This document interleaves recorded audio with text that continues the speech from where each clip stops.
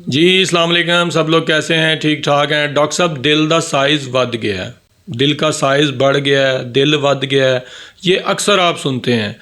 इस वीडियो में मैं आपको बताऊंगा कि दिल का साइज़ बढ़ना ये क्यों सीधा मौत का परवाना है, इसके पीछे क्या क्या अवामिल हैं जिसकी वजह से दिल का साइज़ बढ़ सकता है, और सबसे इम्पॉर्टेंट चीज़, क्या दिल का बढ़ा हुआ साइज़ दोबारा नॉर्मल हो सकता है। वीडियो को एंड तक ज़रूर देखिएगा।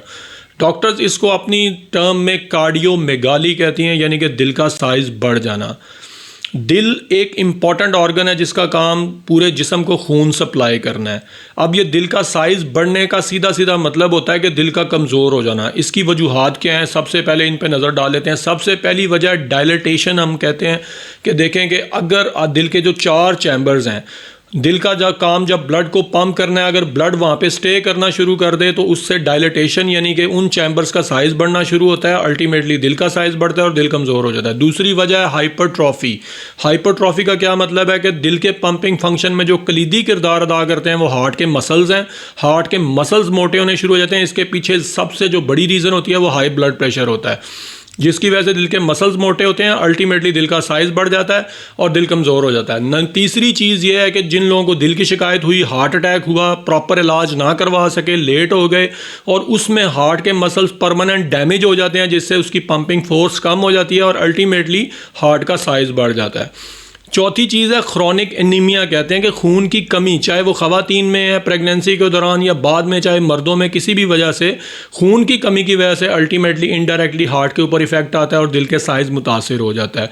पांचवी चीज़ है क्रॉनिक किडनी डिजीज़, जो कि गुर्दों के मरीज़ हैं उनमें अक्सर खून की कमी रहती है। गुर्दों की वजह से फ्लूइड उनकी बॉडी में एक्यूमुलेट होना शुरू होता है और उसका इनडायरेक्टली इफेक्ट हार्ट के ऊपर आता है। दिल को ज़्यादा काम करना पड़ता है और ये मशीन कमज़ोर होती चली जाती है।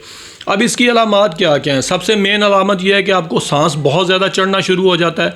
जब आपको सांस चढ़ता है तो आपके लिए चलना फिरना दूभर हो जाता है। रात को आप सीधा नहीं लेट सकते और आपकी टांगों पे और हाथों पे स्वेलिंग और इवन के फेस पे भी स्वेलिंग आ जाती है, क्योंकि बॉडी में फ्लूइड एक्यूमुलेट होना शुरू होता है। कौन कौन से ऐसे टेस्ट हैं जिससे हम इसका पता लगाते हैं? सबसे पहले चेस्ट एक्सरे डॉक्टर्स करवाते हैं, उसमें हार्ट का साइज़ देख सकते हैं। उसके बाद ईसीजी में भी हाइपरट्रॉफिक साइंस जो हैं वो पता लग जाते हैं।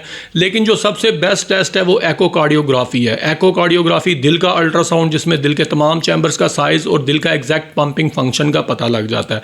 अब इसकी ट्रीटमेंट की जब हम बात करें तो मोस्टली देखेंगे ये रिवर्सिबल है कि दिल का साइज़ वापस हो सकता है, बिल्कुल हो सकता है, अगर इसका कॉज टाइम पे पता लग जाए और उस कॉज की ट्रीटमेंट कर ली जाए। अगर ब्लड प्रेशर है या कोई और मसला है तो ये रिवर्सिबल है। मोस्ट केसेस में दिल का साइज़ वापस हो जाता है। लेकिन अगर कोई परमानेंट डैमेज है, जैसे हार्ट अटैक के बाद मसल ही डैमेज हो गए हैं, तो उसमें फिर वापसी मुश्किल होती है। जज़ाकल्लाह।